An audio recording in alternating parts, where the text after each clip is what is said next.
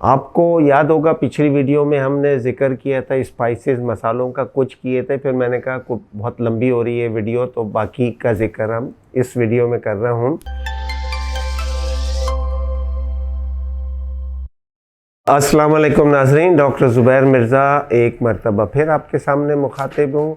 आपकी लंबी जवानी, आपकी बेहतरीन सेहत, लंबी उम्र के लिए मुफीद मशवरे लेकर। आपको याद होगा पिछली वीडियो में हमने जिक्र किया था स्पाइसेस मसालों का, कुछ किए थे, फिर मैंने कहा बहुत लंबी हो रही है वीडियो, तो बाकी का जिक्र हम इस वीडियो में कर रहा हूँ। इससे पहले हम शुरू करें, आप अगर इस वीडियो को पहली बार देख रहे हैं तो इसको लाइक करें, यूट्यूब चैनल को सब्सक्राइब करें और नोटिफिकेशन बेल दबा दें, क्योंकि इस किस्म की वीडियोस जो हैं वो मुस्तकिल अपलोड होती रहेंगी। अभी हम उसी का सिलसिला जारी रख रहे हैं स्पाइसेस मसालों का। अब आज के ज़िक्र में पहले आ रहा है सिनेमन यानी दारचीनी का। ये बेइंतहा मुफीद है, बहुत इसका टेस्ट भी बड़ा अच्छा होता है। इसको लेने के बहुत सारे तरीके हैं। इसको कच्चा भी आप चबा सकते हैं। मैं तो अक्सर थोड़ा सा इसका जो दालचीनी का टुकड़ा होता है वो दांतों से दबा के चबा लेता हूँ। इसको आप इसका पाउडर फॉर्म में इसको कॉफ़ी में भी डाल सकते हैं, ख़ासकर जो बुलेट प्रूफ कॉफ़ी बनाते हैं उसमें ये इसका टेस्ट अच्छा हो जाता है। इसको आप इसका सिनेमन रोल्स बनते हैं, केक में डालें, पुडिंग में डालें।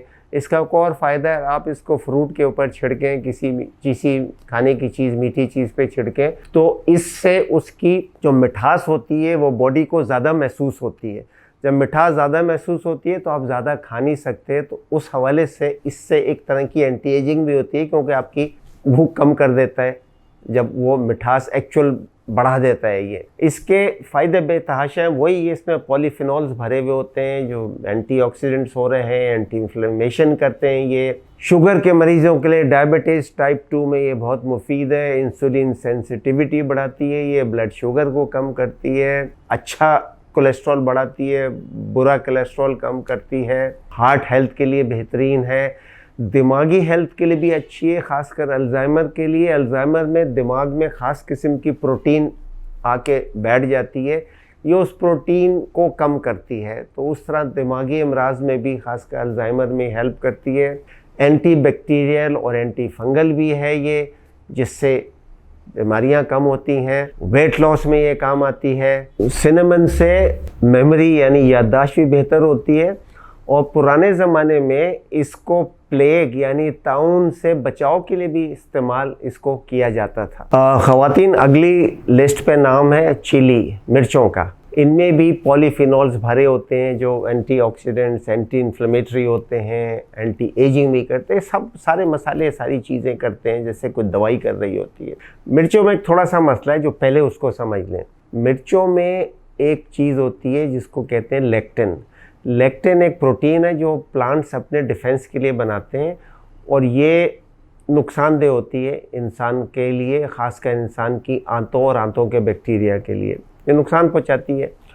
तो इसको खाने का तरीका ये है कि ताकि नुकसान कम हो सके लेक्टिन का, कि आप सालन में डाल के इसको पका लें मिर्च को, उसके बाद मिर्च जो है निकाल के फेंक दें, तो आपको खाने में खुशबू भी मिल जाएगी, और जो पॉलीफिनॉल्स हैं मिर्च के वो भी शोरबे में आ जाएंगे, तो आपको फ़ायदा भी मिल जाएगा, नुकसान नहीं होगा। दूसरा ये है कि आप फर्मेंटेड चिली, जैसे मिर्चों का अचार होता है, फर्मेंटेशन से करें, वो आप इस्तेमाल करें, उसमें लेक्टिन ख़त्म हो जाते हैं। तीसरा ये है कि आप मिर्च का छिलका हटा दें और उसके बीज हटा दें, क्योंकि लेक्टिन छिलके और बीज में होते हैं, और बाकी इस्तेमाल कर लें तो वो भी आपको फ़ायदे देगी। चौथा ये है कि चिली पाउडर इस्तेमाल कर लें, उसमें लेक्टिन नहीं होते। तो ये इसके इस्तेमाल करने का तरीका ये, जैसे वही बताया है कि इसमें एंटी इन्फ्लेमेशन, एंटी एजिंग है, सेहत बेहतर होती है इससे। इसमें जो एक्टिव कंपाउंड है उसको कैप्सिकम कहते हैं, जिससे भूख कम होती है। भूख कम होती है तो मिर्चों खाने से तो उससे वेट लॉस से मदद मिलती है। भूख कम होगी तो आप कम खाएंगे। दूसरा ये, मिर्चें खाने से अक्सर लोगों को पसीना आता है, आपने देखा होगा। वो इसलिए आता है कि मिर्च जो है ये बॉडी में एनर्जी को बूस्ट करती है, एनर्जी बनाने को बढ़ाती है, तो हीट निकलती है उससे। इसका मतलब है बॉडी की एनर्जी इस्तेमाल हो रही है, कैलोरी ज़ाया हो रही हैं, तो उस तरह से इस वेट लॉस का भी मदद मिलता है। ये हार्ट हेल्थ के लिए भी अच्छी है और जोड़ों के लिए भी अच्छी होती है। तो ये इसके काफ़ी सारे फ़ायदे हैं। ख़वातीन, लिस्ट पे अगला है कोको, यानी वो जिससे चॉकलेट बनती है। ये भी पॉलीफिनॉल से भरी हुई होती है और इसके बेतहाशा फ़ायदे हैं। ये असल में आई थी साउथ अमेरिका में, ये कोको प्लांट होता है जहाँ से ये चॉकलेट का ये पाउडर आता है, कोको पाउडर आता है। ये जब स्पेन वाले गए थे वहाँ पे अमेरिका में, तो वहाँ से ये यूरोप में लेके आए थे। उस ज़माने में यूरोप में सिर्फ अमीर लोग और शहजादे वगैरह सिर्फ इस्तेमाल करते थे चॉकलेट पाउडर, आम आदमी के बस की बात नहीं थी। और चॉकलेट बहुत ही ख़ास किस्म की डिश होती थी। बाद में फिर ये ज़्यादा आम हो गई। इसके बड़े फ़ायदे हैं, काफ़ी सारे फ़ायदे हैं। ये लिस्ट अब आपके सामने आ रही है, वो फ़ायदे आपके बताता जाता हूँ, लिस्ट को पढ़ लें। इसमें पॉलीफिनॉल से भरी हुई होती है, इससे इन्फ्लेमेशन कम होती है, कोलेस्ट्रॉल कम होता है, इससे बीपी इससे कम होता है, ब्लड प्रेशर, क्योंकि इसमें एक केमिकल होता है नाइट्रिक ऑक्साइड, जिससे रगें खून की जो है वो ढीली होती हैं और ब्लड प्रेशर में कमी होती है उससे। इसी वजह से इससे हार्ट अटैक का रिस्क कम होता है और स्ट्रोक का रिस्क भी कम होता है। इससे दिमागी अमराज में भी कमी होती है कोको के इस्तेमाल से, चूँकि ब्लड सर्कुलेशन बेहतर होती है, दिमाग को ब्लड ज़्यादा मिलता है तो दिमाग की सेहत बेहतर होती है। इससे मूड भी बेहतर होता है और डिप्रेशन जो है वो कम होती है। ये इंसुलिन सेंसिटिविटी को बढ़ाता है और इससे टाइप 2 डायबिटीज़ भी बेहतर होता है। ब्लड शुगर लेवल कम होती है और वेट भी कम होता है। अच्छा, ये खानी कैसे चाहिए? क्योंकि जो आपको इससे कोको से तो चॉकलेट बनती है, जो चॉकलेट आपको मार्केट में मिलती है वो तो बहुत ख़राब है। उसमें तो दूध भी होता है, चीनी भी होती है, मैदा भी होता है, आटा भी होता है, चावल, पता नहीं क्या क्या चीज़ है, वो तो सही नहीं है। आपने अगर खानी है फ़ायदे के लिए तो सिर्फ डार्क चॉकलेट, बल्कि अगर एक्स्ट्रा डार्क चॉकलेट हो तो बेहतर है, जिसमें परसेंटेज 70% से ऊपर हो, 80-85 हो तो और भी अच्छा है। और आपको मुख्तलिफ चीज़ों में बना सकते हैं, इसको फ्रूट पे भी डाल सकते हैं, इसको केक भी बना सकते हैं, इसकी मिठाइयाँ बना सकते हैं। पर ये ध्यान रखें कि ये हाई कैलोरी होती है तो ज़्यादा ना खाएं। अगर डार्क चॉकलेट खा रहे हैं तो 1 स्क्वायर सुबह, 1 स्क्वायर शाम खा लें और दूसरी बाकी चॉकलेट से परहेज़ करें ताकि आपको फ़ायदा मिले इसका और इसका नुकसान ना हो।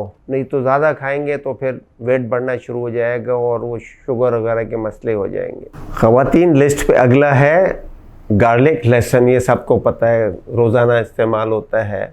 इसके बेतहाशा फ़ायदे हैं, बेतहाशा मुफीद। ऑलमोस्ट ये मेडिसिन ही है और बल्कि बड़ी स्ट्रॉन्ग किस्म की मेडिसिन होती है।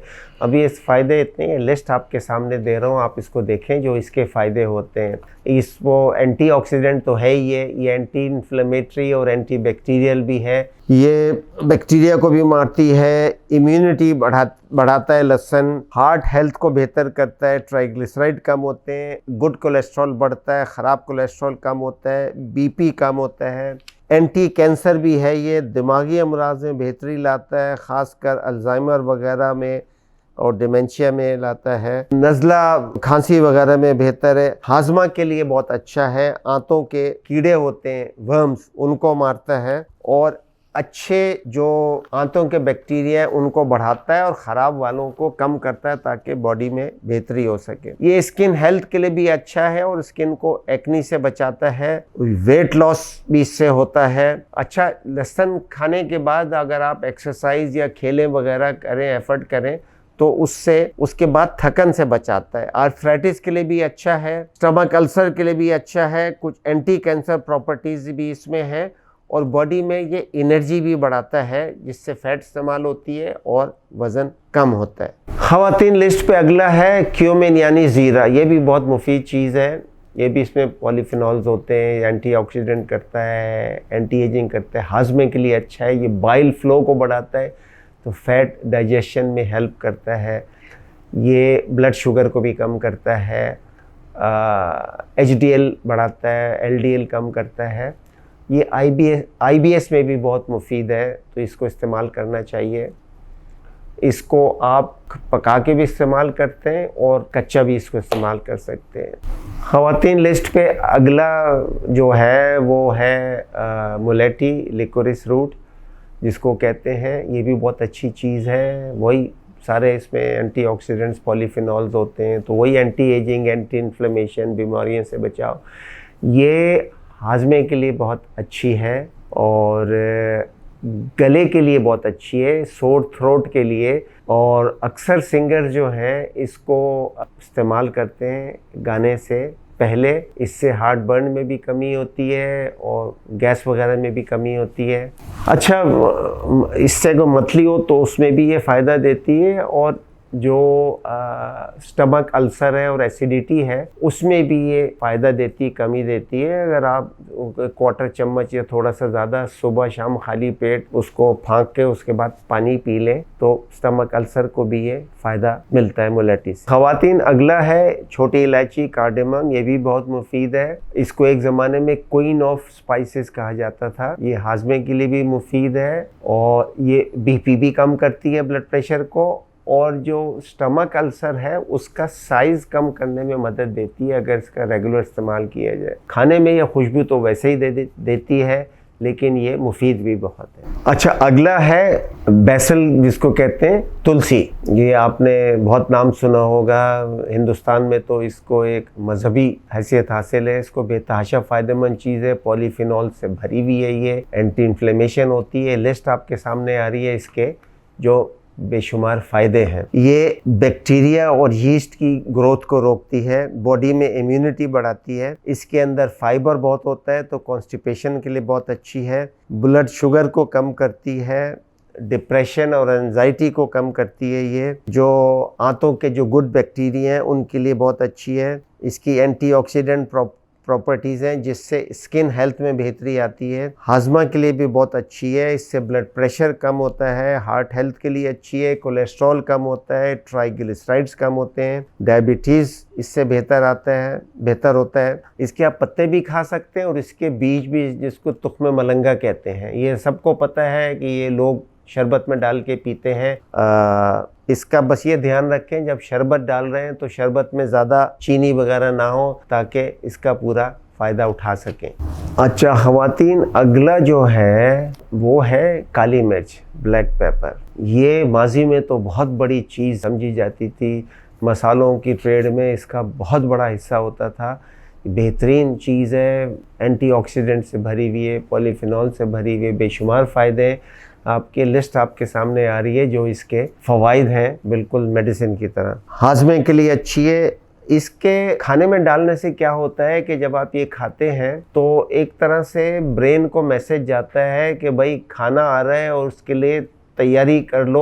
और जो जूसेस निकलने हैं आंतों से और पेट में से, उसके लिए ब्रेन ऑर्डर कर दे, तो ये इसलिए हाजमे में बेहतरी करती है। इसका कार्मिनेटिव इफेक्ट भी है और पेट में गैस को कम करती है। इससे पसीना और पेशाब ज़्यादा आता है तो जिन लोगों में वाटर रिटेंशन होती है उनमें बेहतरी आती है। अच्छा, ये एक और काम करता है, ये जो आपको पहले जिक्र किया था कि हल्दी के हज़म होने में जो मुश्किल होती है वो काली मिर्च उसको आसान करती है और हल्दी को हज़म करके ये अंदर जिस्म में पहुंचा देती है। अच्छा, इसके भी खाने से बॉडी में गर्मी आती है जिसको थर्मोजेनेसिस कहते हैं। इससे बॉडी में हीट बढ़ती है तो इससे वेट लॉस में मदद मिलती है क्योंकि इससे एनर्जी ज़ाया होती है।